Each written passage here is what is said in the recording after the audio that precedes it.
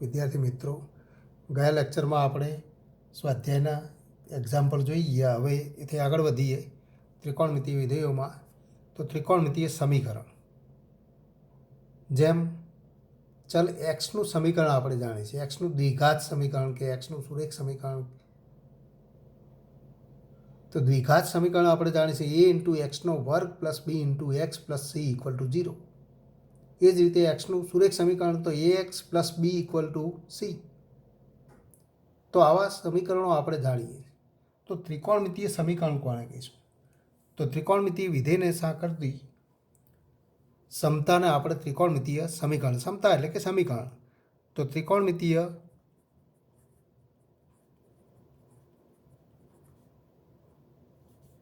વિધેયને સાંકળતી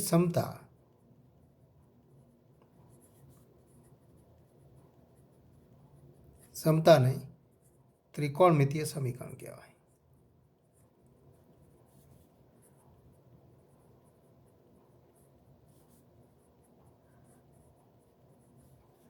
ઉદાહરણ તરીકે આપણે લખી શકીએ કે ઉદાહરણ તરીકે કે 2 sin x minus 5 equal to 0, 3 cos x minus તો 1 અને ઇક્વલ ટુ તો 2.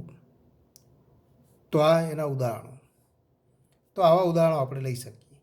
કોઈ પણ એમાં tan x હોય, sec x હોય કે કોઈ પણ ત્રિકોણમિતીય વિધેય એને સાંકળતું તો સમતા એટલે કે સમીકરણ ઇક્વલ ટુ સ્વરૂપ આવતું હોય. તો ઇક્વલ ટુ સ્વરૂપ આવતું હોય ને તો આપણે સમીકરણ કહી શકીએ. અને આવા ત્રિકોણમિતીય સમીકરણ માટે તો ત્રિકોણમિતીય સમીકરણ આપણને આપેલા હોય તો એ સમીકરણનો તો મુખ્ય ઉકેલ કોને કહીશું? તો ત્રિકોણમિતીય વિધેય માટે આવા ત્રિકોણમિતીય સમીકરણનો ઉકેલ, વ્યાપક ઉકેલ પણ આપણે મેળવીશું અને મુખ્ય ઉકેલ. તો કોઈ પણ ત્રિકોણમિતીય સમીકરણ આપણને આપેલું હોય તો એ ત્રિકોણમિતીય સમીકરણનું એવું ઉકેલ કે જે 0 કરતાં મોટું અથવા 0થી મોટું અને 2π કરતાં નાનું હોય, એટલે કે 0 less than equal to x less than 2π હોય, તો એવા ઉકેલને આપણે મુખ્ય ઉકેલ કહીશું. તો ત્રિકોણમિતીય તો સમીકરણ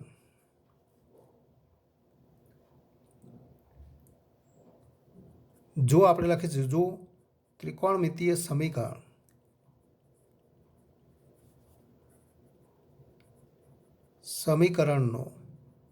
ઉકેલ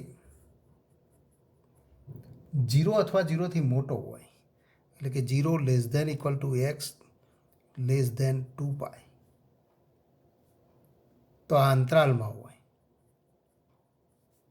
તો તેવા ઉકેલને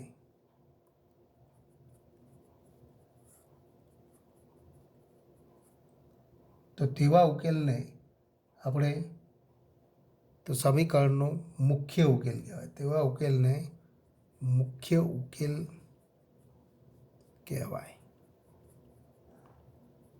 એટલે કે ત્રિકોણમિતીય સમીકરણ આપણને આપેલું હોય તો એનો મુખ્ય ઉકેલ 0 અથવા 0થી મોટું અને 2πથી નાનું, એમાં કોઈ કિંમત આપણે મેળવી દઈએ તો એ ત્રિકોણમિતીય સમીકરણનો મુખ્ય ઉકેલ, પ્રિન્સિપલ સોલ્યુશન કહેવાય.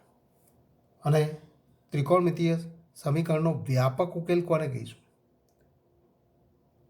તો જો ત્રિકોણમિતીય સમીકરણનો ઉકેલને તો ઉકેલ વ્યાપક સ્વરૂપે બધા જ ઉકેલ દર્શાવતો હોય, એટલે કે ત્રિકોણમિતીય સમીકરણના ઉકેલને સમાવતી અભિવ્યક્તિ એ કોઈ પૂર્ણાંક n વાળી અભિવ્યક્તિ હોય, તેવા ત્રિકોણમિતીય સમીકરણનો ઉકેલ એને વ્યાપક ઉકેલ કહેવાય. તો આપણે લખી શકીએ ત્રિકોણમિતીય સમીકરણના તો જો ત્રિકોણમિતીય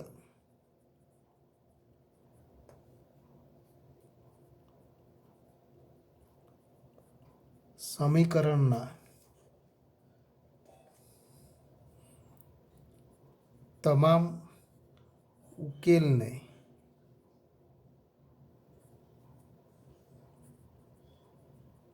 સમાવતી પૂર્ણાંક n વાળી અભિવ્યક્તિ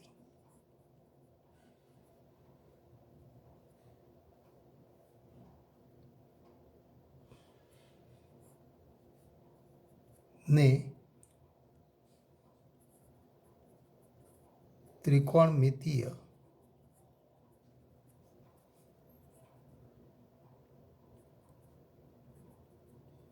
સમીકરણનો વ્યાપક ઉકેલ કહેવાય.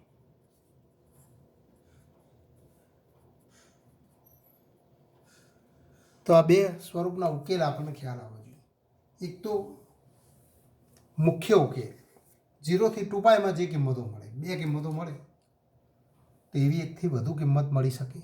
0 થી 2πમાં ક્યારેક તો એક અથવા એકથી વધુ ઉકેલ મળી શકે. તો એ તમામ જેટલા પણ ઉકેલ મળે એના આપણે ત્રિકોણમિતીય સમીકરણનો ઉકેલ કહીશું.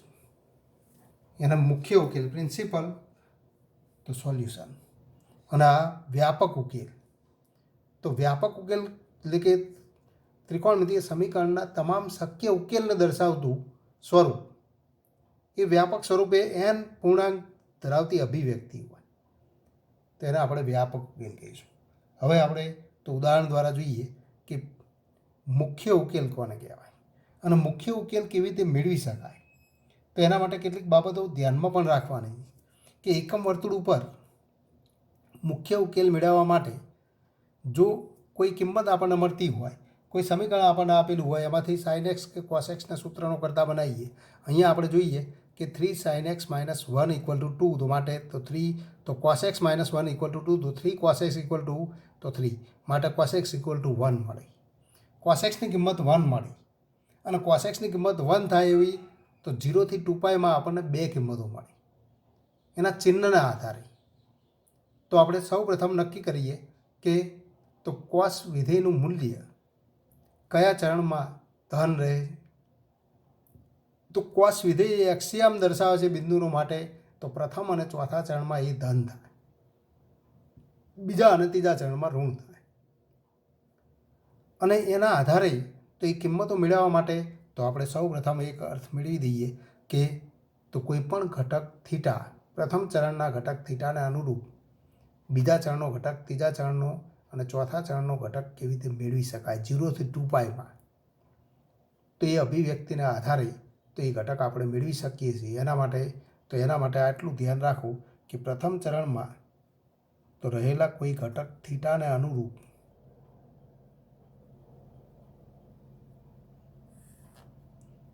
પ્રથમ ચરણમાં રહેલા ઘટક કોઈ તો થીટાને અનુરૂપ આ બિંદુ p થીટા મળતું હોય તો એને અનુરૂપ બીજા ચરણનો ઘટક મેળવવા માટે તો બીજા ચરણનો ઘટક કેવી રીતે મળે તો π - થીટા દ્વારા મળે. એના અનુરૂપ ત્રીજા ચરણનો ઘટક તો એ ત્રીજા ચરણનો ઘટક અહીંયા આપણને આ રીતે મળે. તો એ ત્રીજા ચરણનો ઘટક મેળવવા માટે તો π + થીટા અભિવ્યક્તિનો ઉપયોગ કરવો પડે. અને ચોથા ચરણનો ઘટક મેળવવા માટે તો એ ઘટક આપણે આ રીતે મેળવી શકીએ. ચોથા ચરણનો ઘટક મેળવવા માટે - થીટાનો પણ ઉપયોગ કરી શકીએ અને 2π - થીટા. તો 0 થી 2πમાં આપણે કિંમત લખવાની માટે તો 2π - થીટાનો ઉપયોગ કરી શકીએ. એનો અર્થ કે જો થીટા પ્રથમ ચરણમાં આપણે એક ઘટક મેળવી શકતા હોય તો એના અનુરૂપ બીજા, ત્રીજા અને ચોથા ચરણના ઘટક આ રીતે મેળવી શકાય. જો થીટા તો 0 <= થીટા <= 2π એ સ્વરૂપની અભિવ્યક્તિ મેળવવાની હોય તો આ ચાર સ્વરૂપ આપણે યાદ રાખવાના. એ ઉપરાંત તો કયા ચરણમાં તો સાઇન ધન છે તો સાઇન તો પ્રથમ અને બીજા ચરણમાં, કોસ તો બીજા અને તો પ્રથમ અને ચોથા ચરણમાં, એ જ રીતે ટેન તો પ્રથમ અને ત્રીજા ચરણમાં ધન છે, કોટ તો પ્રથમ અને ત્રીજા ચરણમાં, સેક તો જ્યાં કોસ ધન છે એટલે કે પ્રથમ અને ચોથું ચરણ તો સેક પણ પ્રથમ અને ચોથા ચરણમાં, અને કોસેક તો પ્રથમ અને બીજા ચરણમાં ધન છે. તો બે અભિવ્યક્તિ આપણે સીધી મેળવી શકીએ અને સૂત્રનો પણ ઉપયોગ કરી શકીએ. પણ આ સૂત્ર દ્વારા આપણે તો પ્રિન્સિપલ સોલ્યુશન કેવી રીતે મેળવવું તો એ નક્કી કરીશું. એના માટે તો ઉદાહરણ જોઈએ. તો અહીંયા ઉદાહરણ નંબર 18 નંબરનું ઉદાહરણ જુઓ. સમીકરણ તો સમીકરણ આપણને આપેલું છે સમીકરણ સાઇન એક્સ ઇક્વલ ટુ √3/2. તો આ સમીકરણના મુખ્ય ઉકેલ મેળવો.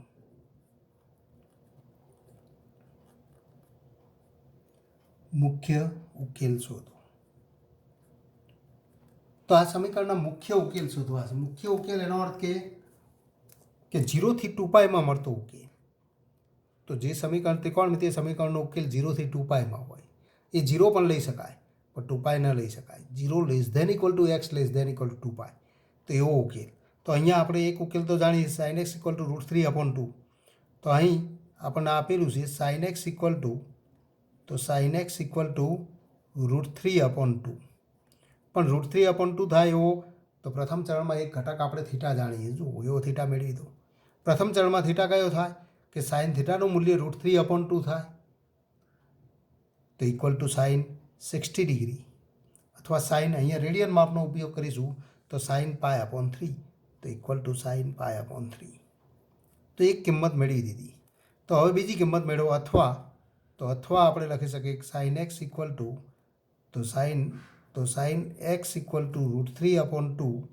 અને ઇક્વલ ટુ બીજી કિંમત પણ મળે 0 થી 2πમાં કઈ.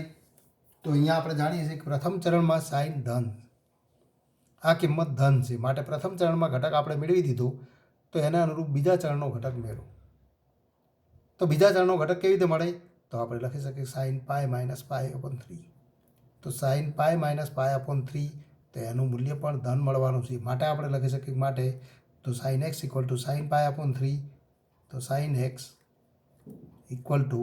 તો સાઇન તો π/3 અથવા સાઇન π - π/3 એટલે કે તો 2π/3. અને માટે આપણે કહી શકીએ કે આના બે મુખ્ય ઉકેલ મળે માટે x = તો π/3 અથવા તો 2π/3 જે માગેલ મુખ્ય ઉકેલ.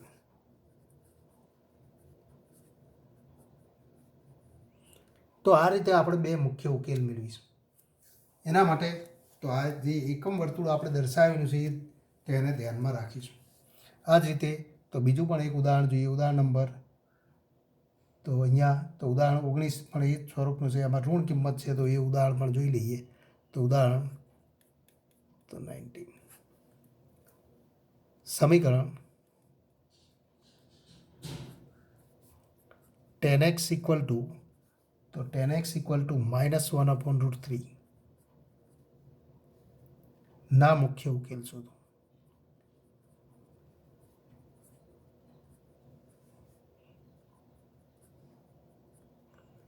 તો આ સમીકરણના મુખ્ય ઉકેલ છે. હવે અહીંયા આપણને tan x = -1/√3 થાય એવો ઘટક તો આપણે સીધો ન મેળવી શકતા હોય તો આપણે જોઈ ગયા એ પ્રમાણે ધન કિંમત માટે તો tan x નું મૂલ્ય 1/√3 થાય એવી કિંમત તો આપણે જાણીએ જ છીએ. કઈ તો tanનું મૂલ્ય તો એવા કયા ઘટક તો x આગળ 1/√3 થાય તો એ ઘટક આપણે જાણીએ છીએ ઇક્વલ ટુ તો tan માટે આપણે જાણીએ છીએ tan તો 30 ડિગ્રી અને ઇક્વલ ટુ 1/√3 અથવા tan π/6 = 1/√3. તો π/6 પ્રથમ ચરણનો એ ઘટક મળે પણ આ તો ઋણ છે માટે તો ઋણ કિંમત તો આપણે જાણીએ છીએ કે તો tanની કિંમત પ્રથમ અને ત્રીજા ચરણમાં ધન મળે, બીજા અને ચોથા ચરણમાં ઋણ મળે. તો tan π/6 = 1/√3 અને માટે તો બીજા ચરણનો ઘટક મેળવવો પડે એટલે કે માટે tan x = તો આપણે લખી શકીએ tan x = -1/√3 તો આ 1/√3 ની કિંમત લખી દો તો -tan આપણે લખી શકીએ π/6. પણ આ તો -tan π/6 તો એના બે સ્વરૂપમાં નિરૂપવા મળે. -tan π/6 ને અનુરૂપ કયા ઘટકો મળે તો ઇક્વલ ટુ આપણે લખી શકીએ tan તો π - π/6 કારણ કે બીજા ચરણનો ઘટક મેળવવો પડશે બીજો અને ચોથો ચરણ. બીજા ચરણમાં π - π/6 તો tan π - π/6 અથવા આપણે લખી શકીએ કે tan તો ફરી તો ચોથા ચરણનો ઘટક મેળવવો પડે તો 2π - π/6 તો 2π માઇનસ પાય અપોન 6. એ ઋણ ચિહ્ન માટે આ રૂપાંતર સૂત્ર તો આપોઆપ આપણને તો મળી જાય. અને ઇક્વલ ટુ તો 10 પાય માઇનસ પાય અપોન 6 એટલે કે 10 તો 5 પાય અપોન 6, અથવા તો 10 2 પાય માઇનસ પાય અપોન 6 તો 12 માઇનસ 1 એટલે કે 11 પાય અપોન 6. તો 10x બરાબર તો આ સ્વરૂપ મળે. અને 10x બરાબર આ સ્વરૂપ મળે તો x ઇક્વલ ટુ તો 5 પાય અપોન 6 અથવા તો 11 પાય અપોન 6. તો જે માગેલ મુખ્ય ઉકેલ. તો આ માગેલ મુખ્ય ઉકેલ. તો હવે આપણે વ્યાપક ઉકેલ તરફ જઈએ. તો પ્રમેય નંબર 1. તો અહીંયા કેટલાક પ્રમેય છે જે આપણને સમીકરણનો ઉકેલ આપતા સૂત્ર. તો કોઈ પણ વાસ્તવિક સંખ્યા x અને y માટે, તો કોઈ પણ વાસ્તવિક સંખ્યા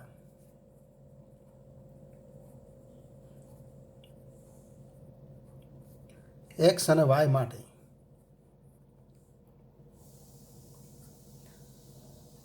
તો sin x equal to sin y.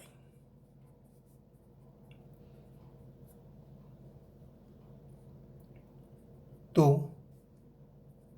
n belongs to z માટે,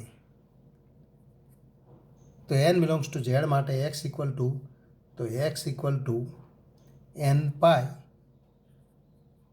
plus minus 1/n into y થાય. તો આ આપણને સૂત્ર મળે. અને આપણે બીજા સ્વરૂપમાં આપણે ટૂંકમાં આ રીતે લખી શકીએ, અથવા તો sin x equal to sin y imply તો x equal to n pi plus minus 1/n into y, જ્યાં n બિલોંગ્સ ટુ તો z. તો અહીંયા આપણે લખી શકીએ n બિલોંગ્સ ટુ z. આ રીતે પણ તો લખી શકાય ટૂંકમાં લખવું હોય x અને yની કોઈ પણ કિંમત xy બિલોંગ્સ ટુ r માટે. તો sin x equal to sin y તો x equal to n pi plus minus 1/n into y, n belongs to z. તો આ સમીકરણનો ઉકેલ થાય. આ સૂત્ર આપણે યાદ રાખીશું. તો આટલું સૂત્ર યાદ રાખવું. આ પ્રમેય આખું તો એનું આખું વ્યાપક સ્વરૂપ છે. આ એનો વ્યાપક ઉકેલ છે. n સ્વરૂપમાં મળતી અભિવ્યક્તિ તો એ આ અભિવ્યક્તિ છે. હવે એની સાબિતી જોઈએ. તો સાબિતી ખૂબ સરળ છે. sin x equal to sin y. તો અહીં sin x equal to sin y આપણને આપ્યું. અને ઇમ્પ્લાઇઝ આપણે લખી શકીએ કે sin x minus sin y અને ઇક્વલ ટુ 0. પણ sin x minus sin y તો એના માટે આપણને બે સ્વરૂપ મળે. તો ઇમ્પ્લાઇઝ આપણે લખી શકીએ કે sin માઇનસ sin. તો આના ઉપરથી આપણે લખી શકીએ implies 2 times sin minus sin, તો 2 ટાઈમ્સ cos ઇન્ટુ sin, તો cos x plus y upon 2 into તો sin x minus y upon 2 અને ઇક્વલ ટુ 0 થાય. તો આ આપણને બીજું સ્વરૂપ મળે. ઇમ્પ્લાઇઝ હવે ફરી આપણે લખી શકીએ ઇમ્પ્લાઇઝ તો આ ત્રણેયનો ગુણાકાર 0 છે તો આપણે લખી શકીએ implies cos x plus y upon 2 equal to 0, અથવા sin x minus y upon 2 equal to 0. પણ cos x plus y upon 2 equal to 0 તો ફરી આપણે જોઈએ cos x ઇક્વલ ટુ 0 તો x ઇક્વલ ટુ તો 2k પ્લસ 1 ઇન્ટુ પાય upon 2. તો માટે અહીંયા લખી શકાય કે cos x ઇક્વલ ટુ 0 તો implies x equal two 2k plus 1 into pi upon 2k belongs to z, અને sin x ઇક્વલ ટુ 0 તો x equal to k pi k belongs to z. તો માટે અહીંયા શું લખી શકાય? તો આને આપણે x વાંચીશું. તો cos x ઇક્વલ ટુ 0 તો x એટલે કે તો x પ્લસ y અપોન 2 અને ઇક્વલ ટુ 2k પ્લસ તો અહીંયા n લખો 2n, આપણી ટેક્સ્ટબુકમાં n સ્વરૂપમાં લખેલું છે તો 2n plus 1 into pi upon 2 n belongs to z. કોઈ 2n માઇનસ 1 ઇન્ટુ પાય અપોન 2 લખે તો પણ ચાલે, કારણ કે n બિલોંગ્સ ટુ z માટે એ બંને સમીકરણ દ્વારા મળતી સંખ્યાઓ એની એ જ મળે. અથવા આપણે લખી શકીએ અથવા તો ફરી આના માટે લખી શકીએ x માઇનસ y અપોન 2 અને ઇક્વલ ટુ n પાય, તો n pi n belongs to z. તો આ બે સ્વરૂપ મળે અને આ બે સ્વરૂપ મળે તો ઇમ્પ્લાઇઝ એક્સ પ્લસ વાય અને ઇક્વલ ટુ તો 2 વડે તો અહીંયા આપણે સાદુરૂપ આપીએ 2 કેન્સલ તો 2n પ્લસ 1 ઇન્ટુ પાય તો 2n plus 1 into pi n belongs to Z અથવા તો x minus y equal to તો 2n pi n belongs to Z અને માટે તો એક્સ ઇક્વલ ટુ તો એક્સની આપણે કિંમત મેળવવાની છે તો x equal to 2n plus 1 into pi minus y તો 2n plus 1 into pi minus y અથવા તો x equal to 2n pi plus y n belongs to Z અને માટે આપણે લખી શકીએ કે અહીંયા આપણે જોઈ શકીએ છીએ કે જ્યારે પાયનો સહગુણક 2n પ્લસ 1 એટલે કે અયુગ્મ સંખ્યા હોય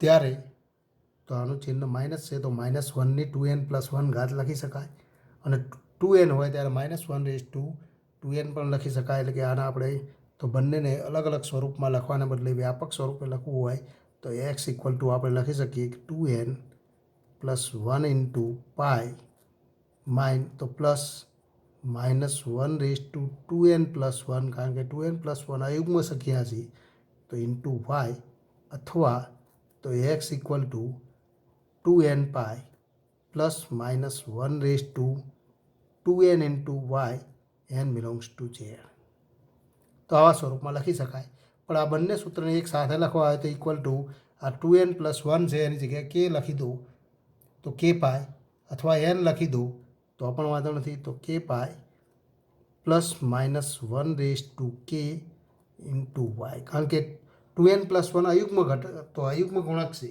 આ યુગ્મ ગુણક અયુગ્મ અને યુગ્મ ગુણક તો પૂર્ણાંક ગુણક મળે અને માટે આપણે લખી શકીએ કે પાય કે બિલોંગ્સ ટુ ઝેડ તો કે બિલોંગ્સ ટુ ઝેડ લખી શકાય અને કેની જગ્યાએ હવે એલ લખી દઈએ તો ઇમ્પ્લાઇઝ એક્સ ઇક્વલ ટુ તો એક્સ ઇક્વલ ટુ આપણે લખી શકીએ કે એક્સ ઇક્વલ ટુ તો કેની જગ્યાએ કે બિલોંગ્સ ટુ ઝેડ લખી દીધું હવે એક્સ ઇક્વલ ટુ તો એની જગ્યાએ n pi plus minus 1 raise to n into y n belongs to તો ઝેડ તો આમ આપણે કહી શકીએ sine x equal to sine y તો x equal to n pi plus minus 1 raise to n into તો y n belongs to Z તો આ પહેલું ત્રિકોણમિતીય સમીકરણનું તો ઉકેલ આવું જ તો કોસ અને તો ટેન માટે તો પણ મેળવી શકાય તો એથી આગળ વધીએ તો પ્રમેય 2 કોઈપણ વાસ્તવિક સંખ્યાઓ એક્સ અને વાય માટે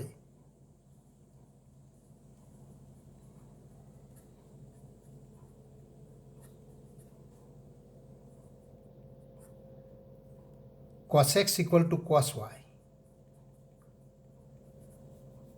તો આપણે કહી શકીએ એક્સ ઇક્વલ ટુ તો 2k પાય અથવા 2n pi plus or minus y n belongs to Z તો આ બીજું પ્રમેય જે પણ તો આપણને સૂત્ર સ્વરૂપે આ રીતે યાદ રાખીશું અથવા એને લખી શકાય કે cos x ઇક્વલ ટુ તો cos y double implies x equal to તો 2n pi plus or minus y n belongs to Z તો આટલું સૂત્ર આપણે યાદ રાખીશું જે cos x equal to cos yનો ઉકેલ દર્શાવતું સ્વરૂપ એટલે કે એનો વ્યાપક ઉકેલ દર્શાવતું સ્વરૂપ હવે એના માટે સાબિતી જોઈએ તો આ પણ સાબિતી સરળ છે તો સાબિતી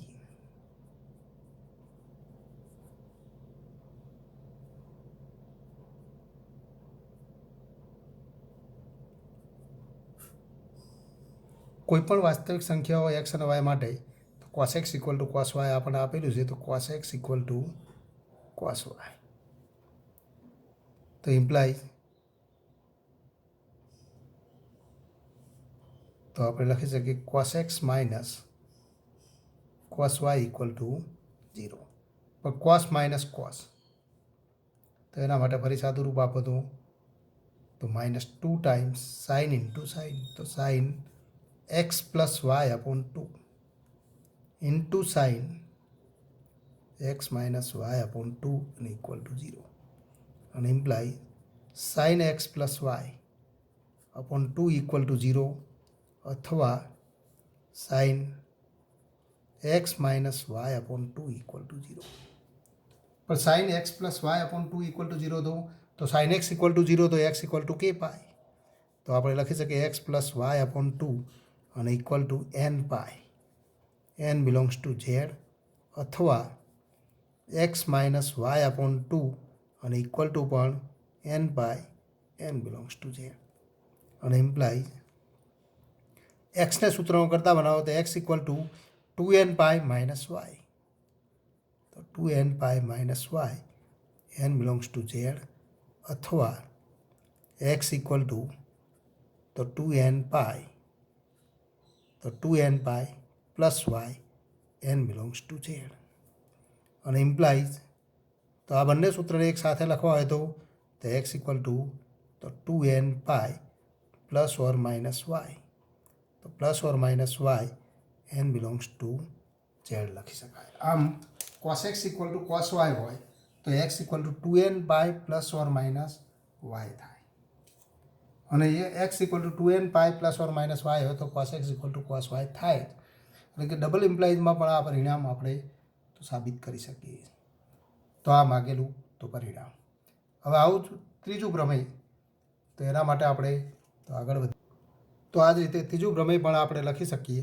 અહીંયા કોઈ પણ વાસ્તવિક સંખ્યાઓ લખતા હતા એના બદલે તો આપણે કહી શકીએ જો x અને y જો x અને y અહીંયા tan વિધેય માટે લખીએ છીએ ત્યારે તો એ પાય અપોન 2ના અયુગ્મ ગુણજ ન હોય તો એ પાય અપોન 2ના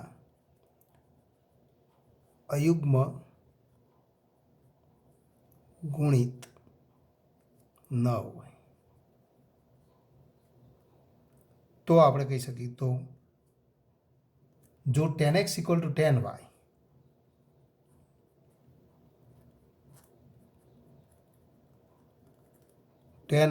તો x equal to n pi plus y n belongs to z અને આપણે આ રીતે યાદ રાખીશું અથવા તો tan x equal two tan y તો ડબલ ઇમ્પ્લાઇઝ અથવા implies x equal to n pi plus y n belongs to z એટલે કે tan x equal two tan y હોય તો x equal to n into pi plus y થાય તો ટૂંકમાં આ સૂત્ર યાદ રાખો કે જેથી આપણે તો એ સૂત્રનો દાખલાઓમાં ઉપયોગ કરી શકીએ જ્યારે પણ tan x equal two tan y હોય તો x ઇક્વલ ટુ આવું લખી શકાય હવે તો ઉદાહરણના તો એક્ઝામ્પલ જોઈએ ઉદાહરણ નંબર તો 20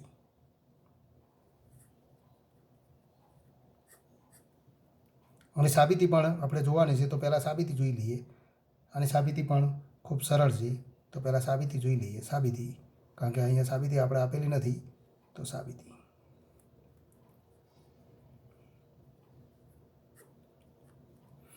તો અહીં tan x equal two tan y આપણને આપેલું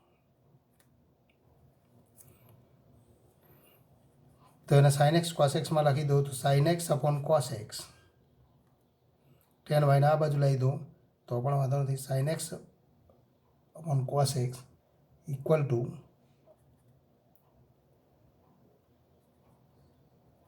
sin y upon cos y અને ઇમ્પ્લાઇઝ સાદું રૂપ આપીએ તો sin x cos y તો sin x cos y equal to cos x sin y પણ બંને બંને આ બાજુ લઈ દો તો sin x cos y minus cos x sin y અને ઇક્વલ ટુ 0 પણ તો વિસ્તારનું સૂત્ર છે શેનું સૂત્ર છે તો sin x માઇનસ વાયનું તો ઇક્વલ ટુ 0 અને ઇમ્પ્લાઇઝ તો x minus y equal to n pi n belongs to z કારણ કે sin x ઇક્વલ ટુ 0 તો x ઇક્વલ ટુ n પાઈ તો આ આપણે સૂત્રનો ઉપયોગ કરી શકીએ માટે ઇમ્પ્લાઇઝ આપણે લખી શકીએ x equal to n pi plus y n belongs to તો ઝેડ. તો આ પ્રમેયની સાબિતી ખૂબ સરળ. તો આ માગેલ પરિણામ. હવે આપણે જોઈએ ઉદાહરણ નંબર 20. તો ઉદાહરણ 20 જુઓ. અહીંયા ઉકેલ માટે તો આપણે વ્યાપક ઉકેલના તો દાખલાઓ જોઈશું. sin x ઇક્વલ ટુ -√3/2 નો ઉકેલ મેળવો. વ્યાપક ઉકેલ મેળવો અથવા ઉકેલ મેળવો. તો બધા જ ઉકેલ આપણે મેળવવાના છે. એના માટે તો આપણે જોઈ ગયા કે sin x ઇક્વલ ટુ -√3/2 એનો ઉકેલ મેળવવા માટે તો આમ તો આપણે અગાઉ જોઈ ગયા એ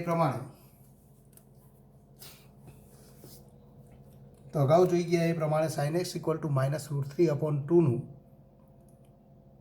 મુખ્ય ઉકેલ તો આપણે મેળવી શકીએ. બે ઉકેલ મળે, પણ એ પૈકી કોઈ પણ કિંમતનો અહીંયા તો ઉપયોગ કરી શકાય અને એ સિવાયની પણ કોઈ પણ કિંમત ઉપયોગ કરીએ. એટલે કે અહીંયા sin x ઇક્વલ ટુ -√3/2 તો -√3/2 તો એ ઘટક તો એના માટે એવો ઘટક x આપણે મેળવવો પડે કે sin x નું મૂલ્ય -√3/2 થાય. તો એ મેળવવા માટે તો અહીં આપણે લખી શકીએ કે અહીં તો sin x ઇક્વલ ટુ આપણને આપેલું છે ઇક્વલ ટુ -√3/2. પણ √3/2 માટે આપણે જાણીએ છીએ ઇક્વલ ટુ તો માઇનસ sin તો π/3. sin π/3નું મૂલ્ય √3/2 થાય તો -sin π/3.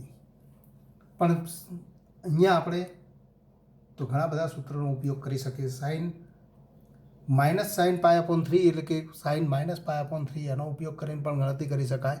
અને તો આના માટે આપણે લખી શકીએ ઇક્વલ ટુ sin. તો હવે આપણે કહી શકીએ કે ઋણ કિંમત હતી તો સાઇનનું મૂલ્ય કયા ચલમાં મળે? તો સાઇનનું મૂલ્ય ઋણ ત્રીજા ચલમાં મળે. તો sin π + π/3. તો આનું રૂપાંતર સૂત્ર આપણને આ સ્વરૂપે મળે અને ઇક્વલ ટુ sin 4π/3. તો ઇક્વલ ટુ sin 4π/3. તો sin x equal to sin 4π/3 એવું આપણે લખી શકીએ. તો આ એક કિંમત લખી શકાય. એ જ રીતે કોઈ તો -sin π/3 છે તો sin -π/3 લખીને ગણતરી કરે તો પણ વાંધો નથી, કારણ કે sin -π/3 ઇક્વલ ટુ -sin π/3. પણ મુખ્ય ઉકેલ પૈકીની કોઈ એક કિંમતનો ઉપયોગ કરીએ તો એ વધુ યોગ્ય છે. તો આ પ્રમાણે આપણે લખી દઈએ તો sin x equal to sin y. તો yની કિંમત આપણે મેળવવી પડે. sin x equal to sin y મળી ગયા તો માટે x ઇક્વલ ટુ હવે આપણે લખી શકીએ x ઇક્વલ ટુ તો k π. તો અત્યારે આપણે સૂત્ર જોઈ ગયા કે તો sin x equal to sin y તો x equal to k π plus -1/k into તો y એટલે કે તો 4π/3. k બિલોંગ્સ ટુ તો z. કોઈ n લખે તો કોઈ વાંધો નથી. n π plus -1/n 4π/3. તો માટે આ માગેલો ઉકેલ થાય. અને ઉકેલને ક્યારેક આપણે તો ગણ સ્વરૂપે પણ દર્શાવી શકીએ. ઉકેલ ગણ મેળવો એમ લખેલું હોય તો ઉકેલ ગણ સ્વરૂપે પણ લખી શકાય. અહીંયા ઉકેલ મેળવો એમ આપેલું હોય તો આ રીતે આપણે આ જવાબ લખીશું જે માગેલ ઉકેલ છે.